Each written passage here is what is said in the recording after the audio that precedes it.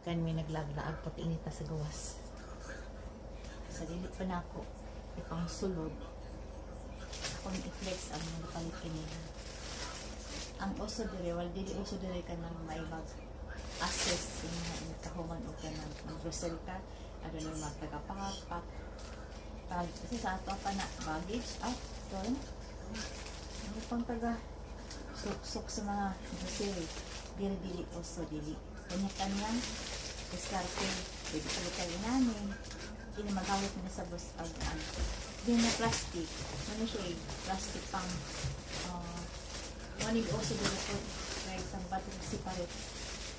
Plastic may pang basura. Kaya dili, ang basura dili pick up po pag dili nakasulod yung nani. Diba po siya? Mamaya mo napalit ko niya. Dili paper. 3,000 isa-isa. So, 120 each. Ala lang. Kulay pa ibog. Flex gloves. Control mo dito sa balay. Hindi ko lang gloves ito kung hugas. Social. Imagine mo, saan siya? Avocado ba siya? 1,500 each. So, nasa 60 pesos kada isa. Kaya kung anak mo po o ano na yung hinog na nani, kaya mong gipalit sa internet yung food, pinang pait. Hindi siya mo po, mahimpay nani para mahinog sa panyugan. There it is. Ang pariyan na kami hilig sa tinapay. Kaya man niya. Oh my God. 9,900 is 14,000 na nasa 400 pesos. Ilang ka ba 400 pesos? So, 4, 6, 8, siyam. Tagpo rin tayo kapit buok. Wow!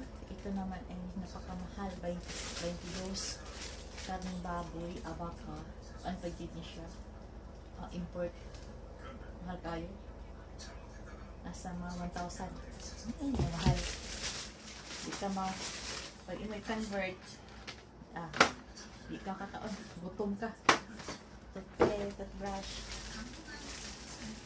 Tapos, itong beer. Tapos, toothpaste. Ito lang. Tapos, yun siya.